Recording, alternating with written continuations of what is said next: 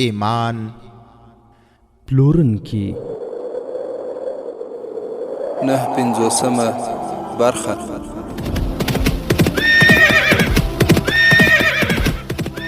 د سلطان صلاح الدین ایوبی رحمه الله د دوران رښتینی کیسې.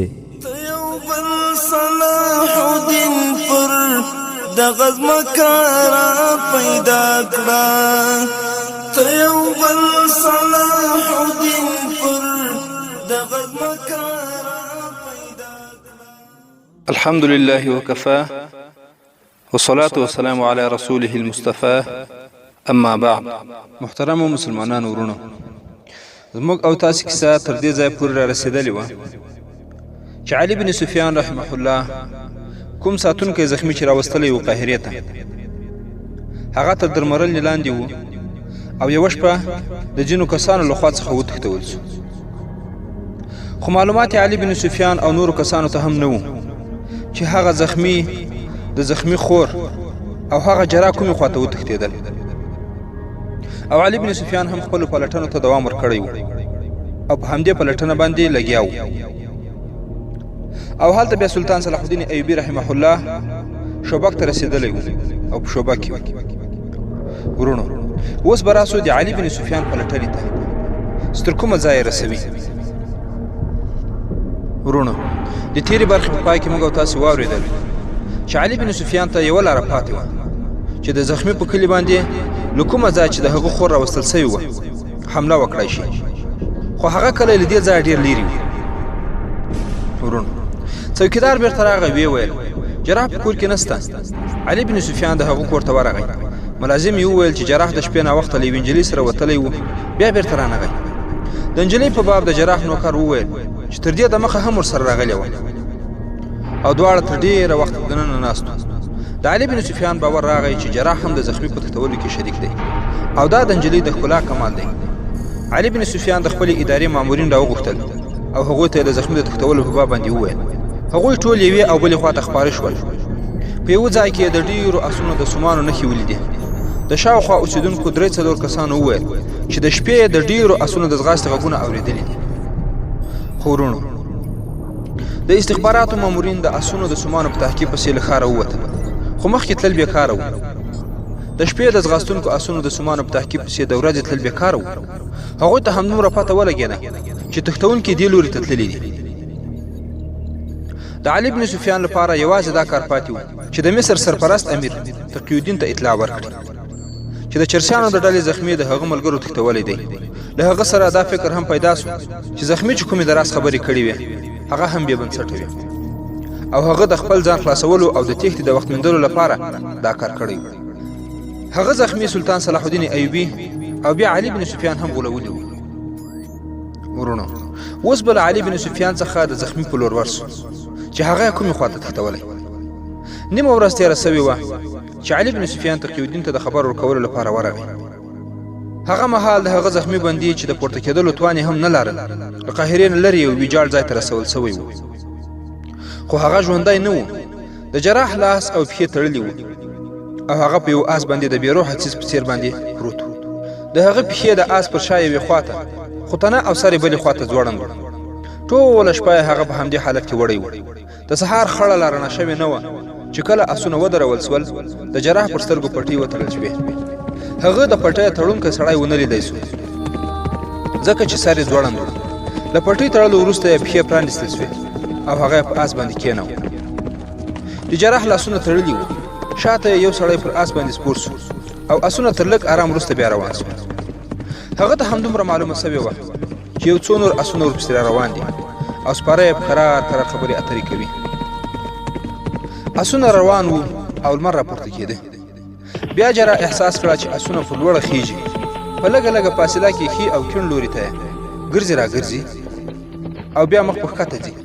هغه اټکل کاوه چې دا سیمه لوړه ژوره ده، خو ډېر وخت وروسته چې کله ټکنده غرمه سوه هغوی ته له وروسته نه اوازونه وشول چې دا ترې څرګندېده چې کوم سپور له آس نه راپرېوتی دی.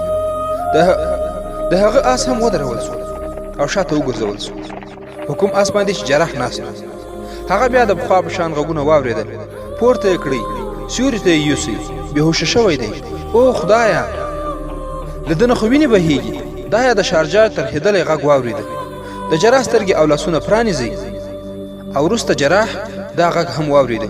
د جراح سترګې او لاسونه پرانیزي چې پټۍ پرې بنده کړي، که نه نو زما ورور به مړ سي. دا د چرسیانو د ډلې زخمي و چې له آس نه پرېوتی و.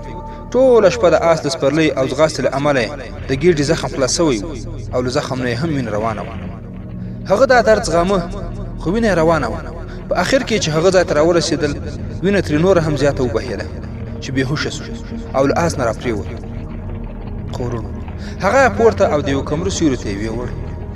په خوله کې یې ورته اوبه واچول، خو اوبه یې له ستونې څخه تېرې نه سوې او په دې حالت کې د دې زخمي جامې هم ټولې په وینو باندې لندې وې. د جراح سترګې پرانیستل سوې او ورته وویل سول چې اخوا دې خوا به نه ګوري. خو ورونو، کله چې جراح فکر وکړ، هغه په خپل نس د خنجر څوکه احساس کړه. له ځانه یې مخکې روان کړ. کوم زخمي چې د کمرو سوري ته وړی و، هغه ته یې واروست. خو هلته شارجه هم ورسره ناسته. هغې جراح ته وویل، د خدای لپاره زما ورور وژغوره. جراح تر هر څه لومړی د زخمي په نبض باندې لاس کېښود. هغه ته امر شوی و چې یو خوا بل خوا به نه ګوري. هغه ناست و او د زخمي نبض یې کود. د هغه په نس کې د خنجر څوکه چوخېده. د ټپي نبض یې چې احساس کړل، ناڅاپه پاڅېده او شاته وګرځېد. د هغه مخې ته 4 کسه ولاړ وو چې مخونه یې په تورو نقابونو کې پټ وو. یوازې سترګې یې ښکارېدې. د یو په لاس کې خنجر و. جراح په غوسه وویل، په تاسې ټولو د الله لعنت وي. تاسې دی د ژغورنې په ځای باندې وواژه. تاسې ټول د قاتلان دي. دا خو مړ دی. موږ دی په کټ کې هم نه خوراوو او تاسې په آس باندې کېنوو او تر دې ځایه مو راورسوو. د ده زخم خلاص سوی دی او د بدن ټوله وینه یې ضایع سوې. شارجه د ورور په مړي باندې ورپرېوته او په چغو چغو یې وژړل. په نقابونو کې پټ مخې سړیو د جراح په سترګو پټۍ وتړله او له هغه ځایه یو څه لرې بوت. خو مړی هم په آس باندې واچو او قافله بیا روانه سوه. جراح د شارجه سوري او کړکې ژړا او فریادونه اورېده. له جراح سره پر آس کوم سپور و. هغه ته جراح وویل، دا زخمي بیخي رغېده، خو تاسې هغه وواژه. هغه ته هېڅ سزا نه ورکول کېده. خو سپاره ورته وویل، موږ هغه د ژوندي پاتې کېدو لپاره دلته نه و راوستی. موږ په اصل کې هغه راز راتښتولی دی چې له دې زخمي سره وو. د ده په مړینه زموږ هېڅ غم نشته. موږ خوښ یو چې ته او ستاسې حکومت له دې راز نه ناخبره واست چې د ده په سینه کې و. خو جراح پوښتنه وکړه، نو تاسې ما ته د کوم جرم سزا راکوئ؟ سپاره ځواب ورکړ، موږ به تا د پیغمبرانو په څېر ساتو. په تا به تود باد هم نه لګېږي. موږ ته د دې لپاره راوستی وې چې که په لاره کې زخمي په تکلیف سي، نو ته به یې مرهم پټۍ کوې. خو موږ دا فکر ونه کړ چې له تا سره خو نه درمل سته او نه مرهم. ستا د راتښتولو دویم لامل دا و چې موږ دا نجلۍ هم له ځانه سره راوستل غوښتل. که موږ دا راوستلې وای، نو ته چې له دې سره وې، زموږ پسې به دې ټول پوځ راویښ کړی و. نو ځکه ستا راتښتول هم ضروري و. او بیا جراح ته پسې وویل، دریم دا چې موږ یو جراح ته اړتیا لرو. تا به موږ له ځان سره ساتو. خو جراح ورته وویل، زه به دې داسې کوم سړي علاج ونه کړم چې زما د حکومت مخالف وي.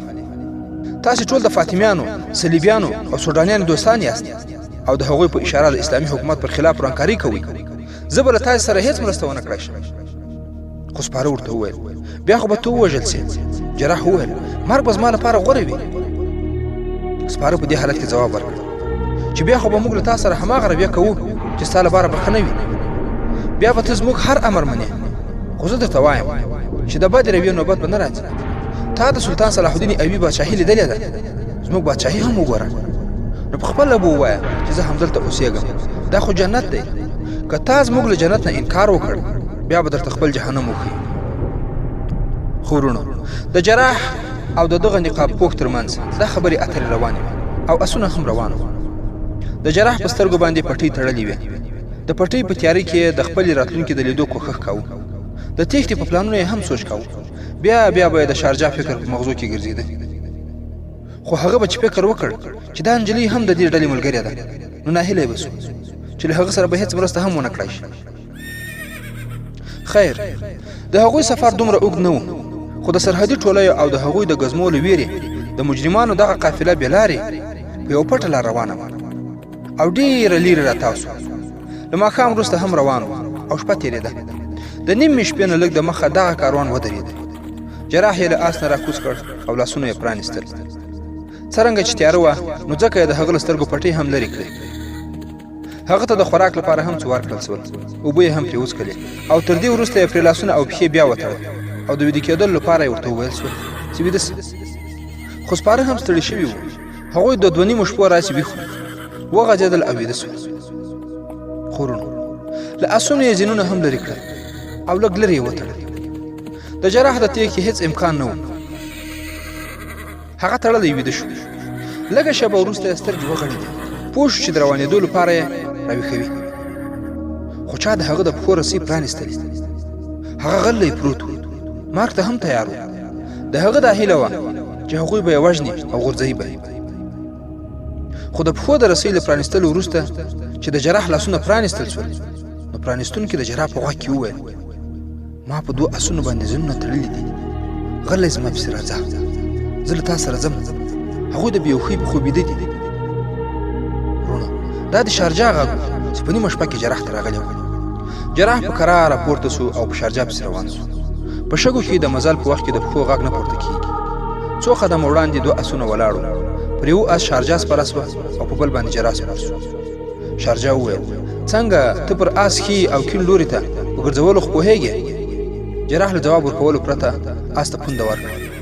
د شارجا آس هم ورسره په ځغاسته سو. کورونو د آسونو د ځغاستې پر وخت شارجا جراح ته وویل زما پسې راځه، زه په لاره بلده یم، په تیاره کې زما څخه مه جلا کېږه. د ځغاستې په حال کې د آسونو ځواک تښتوونکي راویښ کړل. کورونو د هغوی تعقیبول څه آسان نه و. هغوی لومړی باید لیدلي وای چې دا د چا آسونه دي. له هغوی سره د شارجا د تېښتې ویره نه وه.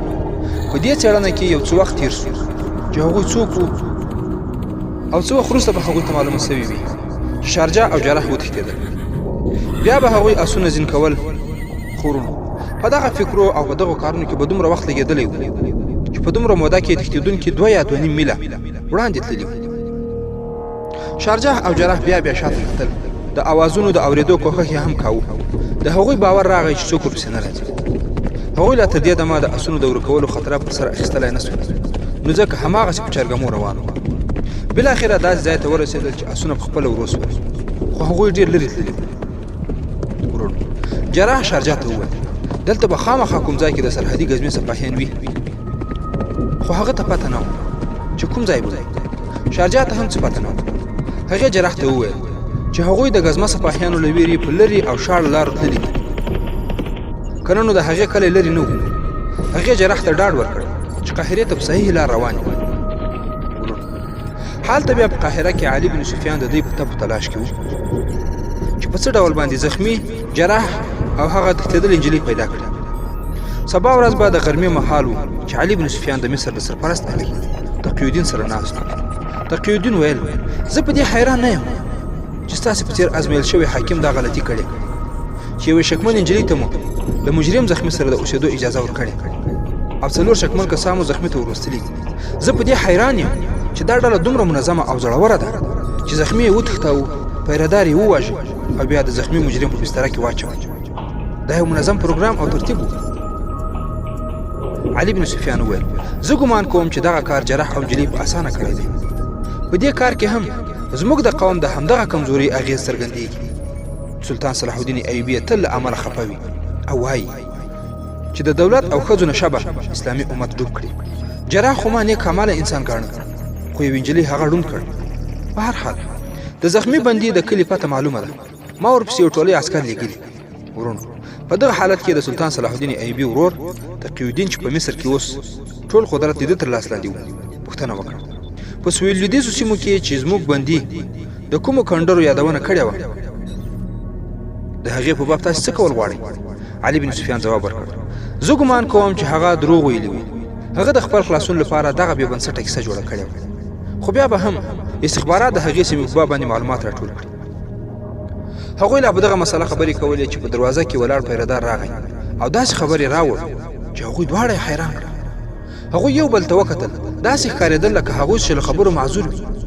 علي بن سفیان پاڅېد او بیا ویل بل څوک به وي.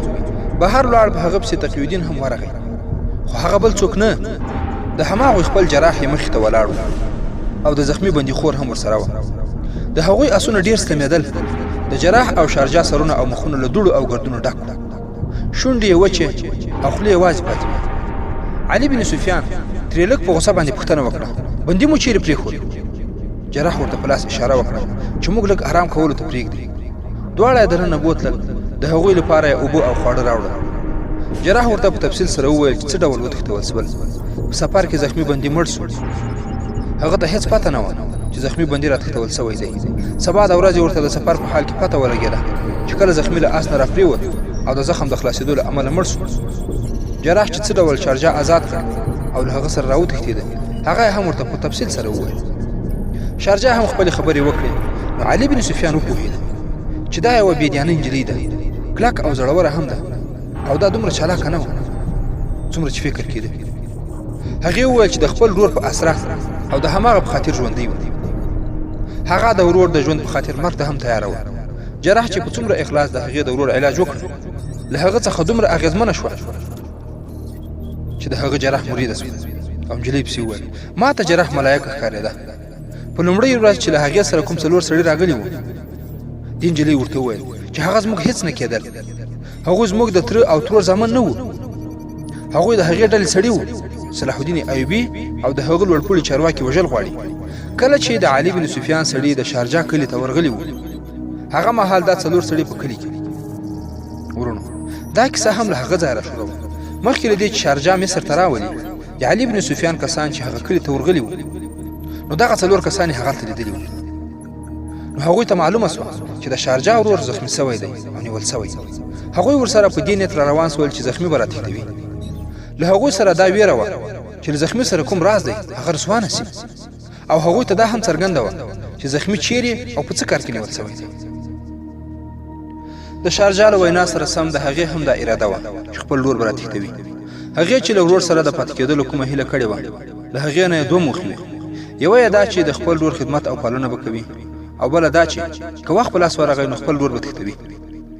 هغه څلور سړي چې زخمي یې وکوت او له زخمي له کوټې څخه ولاړل، هغوی له قاهرې څخه ستانه نه شول، بلکې په قاهره کې پاتې وو. هغوی د شارجه د اشارې په انتظار وو. خو جراح نجلۍ ته داسې خبرې وکړې چې هغې هېڅکله اورېدلې نه وې. هغه به هر وخت له جراح سره ناسته او د هغه خبرې به یې اورېدې. یوه ورځ هغه د جراح کور ته روانه وه. نو هغې ته له هغو څلورو نه یو سړی په مخه ورغلی و. هغه شارجه ته ویلي و چې د زخمي په تښتولو کې باید نور وخت تېر نه سي. شارجه هغه ته وویل چې هغې خپله اراده بدله کړې ده، د هغې ورور به همدلته اوسي. خو هغه سړي شارجه ته وویل چې داسې ښکاري لکه دماغ دې چې خراب سوي. شارجه دا هیله نه لرله چې هغوی به دومره زړورتوب وکړي او د هغې ورور به وتښتوي. هغې ورته خپله پرېکړه واوروله چې هغه به ورسره هېڅ کومک نه کوي. هغه سړي ورته وویل موږ ستا هر حرکت وینو. موږ دا ګڼله چې تا غوندې جراح په خپل جال کې ګیر کړی دی، خو داسې ښکاري چې ته خپله د هغه په جال کې ګیر سوي. خو شارجه هغه ورټه څرنګه چې د هغې دا هیله نه وه چې هغه وګړي به د دومره زړورتوب څرګندونه کوي. نو له همدې امله شارجه جراح ته کومه یادونه ونه کړه چې دغسې کس راغلی و او ما ته یې دغسې ویل او زما د زخمي ورور خطره ده. په هماغه شپه جراح او شارجه د هغو څلورو واړو په ولکه کې راغله. هغوی چې کله پر اسونو د سپرولو لپاره پورته کول، نو هغې ولیدل چې پر یوه اس د هغې ورور هم په زخمي حالت کې ناست و. هغه مهال هغه یو څه خوشحاله شو چې ورور یې آزاد کړی شوی دی. نو هغه تېښتې ته تیاره شول، خو جراح یې له هغو سره بندي لیدل نه غوښتل. نو هغوی ته یې ځکه وویل چې جراح پرېږدي، خو خبره یې ونه منل شوه. د هغه لاسونه او پښې وتړل شول، پر آس یې بار کړ. په لاره کې شارجه ته وویل شول چې د هغې ورور څه ډول راوتښتو. ورونو، هغوی شارجه ته داسې ویلي وو چې هلته یوازې دوه کسه ورغلي وو. یو یې له پیرهدار نه د کومې پوښتنې په باب خبرو مصروف کړ، بل یې د شال لور نه دا پیرهدار له غاړې ونیو او دواړو پورته کړ او دننه یې بیوه. زخمي چې هغوی ولیدل پورته شو، کېناست. د هغه په بستره یې پیرهدار څملاوه او د هغه په زړه یې د خنجر دوه ژور ګزارونه وکړل او هغه یې وواژه. بیا یې پرې کمپله وغوړوله. دواړو زخمي بندي راپورته کړ او راووتل. هغوی ته دا هم معلومه وه چې شارجه د جراح په کور کې ده. هغوی وېرېدل چې شارجه به ورسره دا کار ونه مني او تښتونه به ناکامه شي. خو د هغې راتښتول هم له هغه ځای څخه ضروري وو، ځکه چې له هغې سره هم یو راز و. دوه سړي شارجه ته په کمین کې ناست وو. څنګه چې جراح او شارجه هغه تنګي او تیاره کوڅې ته راورسېدل هغوی دواړه هم ونیول شول او د اغوا کار بریالی سرته ورسېد. خورونو کله چې جراح او شارجه دغه ټولې کیسې علي بن سفیان او تقی الدین ته وکړلې نو د علي بن سفیان په څېر د استخباراتو فني ماهر کومه ازموینه کول نه غوښتل. هغه په سملاسي توګه د جراح او شارجه په خبرو باور ونه کړ. دا هم د توطیې یوه کړۍ کېدای شوه. هغه دواړه سره جلا کړل او له هغوی نه یې په خپل انداز پوښتنې وکړې. خو جراح هوښیار سړی و. هغه علي بن سفیان قایل کړ چې هغه کومې خبرې کړې دي ټکي په ټکي صحیح دي. هغه وویل چې یو خو احساساتي اړخ دی. د دغې نجلۍ صورت د هغه د مړې خور په څېر و ځکه یې هغه خوښېده او هغه خپل کور ته بوتله او د زخمي په کور کې به هم تر ډېره وخته ورسره ناست و. جراح وویل چې د هغه د دې رویې نه نجلۍ دومره اغېزمنه شوه چې هغې ورته خپل ځینې شکونه هم په مخ کې کېښودل. دا د هغه نجلۍ دوهم اړخ و چې له امله یې جراح ورته زیاته پاملرنه وکړه. نجلۍ مسلمانه وه خو داسې ښکارېدله چې پر هغې ډېرو بهرنیو اثراتو کار کاوه. جراح د هغې له ذهن نه دغه اثرات لرې کړل. څرنګه چې نجلۍ کلیواله او د وروسته پاتې ذهن لرونکې وه او د لرې پرتو سیمو اوسېدونکې وه نو ځکه به د هغې په ذهن کې چې هر څه واچول شول هغه به یې صحیح ګڼل. ورونو د هغې له خبرو نه څرګنده شوه چې د هغوی په سیمه کې د اسلام خلاف تبلیغات او د صلاح الدین ایوبي په خلاف باندې تخریبي چارې ښې په زور او شور سره او پرته له کوم خنډ څخه روانې دي. خو علي بن سفیان له شارجه سره څه خبرې ونه کړې. تش له هغې نه یې پوښتنې کولې او له ځوابونو یې بیان ترتیبېده. هغې د فرعونیانو د کنډرو په باب هماغه څه وویل چې مخکې ویل سوي وو. او ورونو هغه هم د کنډرو د هغه بزرګ سړي ګرو سوې وه د چا په باب چې ویل کېدل چې ګناهګارانو ته نه ښکاري او د هغه یوازې اواز اورېدل کېږي. شارجه وویل چې ورور یې په پوځ کې و او هغه په کور کې یوازې اوسېده. هغې ته د کلي ځینې خلکو ویلي وو چې هغه د کنډرو ته ورسي ځکه چې د هغه انسان پیغلې نجونې ډېرې خوښېږي. شارجه د علي بن سفیان د پوښتنو په جواب کې دا هم وویل چې د هغوی د کلي درې ښکلې پیغلې د کنډرو هغه بزرګ ته ورغلې وې چې بیا بېرته رانغلې. یو ځل د هغې ورور کلي ته راغلی و. شارجه له هغه نه پوښتلي و چې کنډرو ته ورسي او که نه. ورور یې هغه منع کړې وه. شارجه په ښه ډول سره ونه ویلی شول خو دا پته ولګېده چې د مصر په سویلېدیځو سیمو کې کارونه روان دي. نجلۍ د جراح په باب وویل چې که هغه کلي ته هم بیولی وای او بندي کړی وای نو له هغې ځایه به یې هم د خپل سر په بیه راخلاص کړی. کله چې د هغې ورور مړ شو نو کلي ته د تللو اراده یې هم پرېښوده او عزم یې وکړ چې جراح به له دې ځایه ازادوي. هغه څلورو مجرمانو شارجه خپله ملګرې ګڼله خو جراح هغې ته ویلي وو چې هغوی د الله تعالی ډېر لوی مجرمان دي. هغې ته دا هم معلومه سوې وه چې د هغو څلورو کسانو له دې ورور سره هېڅ همدردي هم نه وه بلکې له هغه راز سره یې سر او کار و چې له هغه سره و نو ځکه هغوی وواژه. ورونو اوس چې علي بن سفیان او تقی الدین ته د هغو کنډرو په اړه باندې نور معلومات هم را لاسته شول څه فکر کوئ چې هغوی به د دې کنډرو په اړه باندې څه پرېکړه وکړي؟ آیا حمله به پرې وکړي او که به د نورو رازو معلومولو لپاره هلته کسان واستوي؟ او ورونو لکه څنګه چې په تېرو برخو کې تاسو ته وویل شول چې هلته بیا د سلطان صلاح الدین ایوبي رحمه الله په مقابل کې صلیبیانو هم زغروال پوځ را ایستلی و او د جګړې پېښېدو امکان و. او څه فکر کوئ چې هغه جګړه به کوم حالت ته رسېدلې وي او سلطان صلاح الدین ایوبي رحمه الله به د هغوی په مقابل کې کوم اقدامات کړي وي؟ ورونو دې او د دې ته ورته پوښتنو ځواب به سره له ارزښتمنو تفسیرو پر روانو برخو کې واورئ ان شاء الله تعالی. د 950 برخې پای.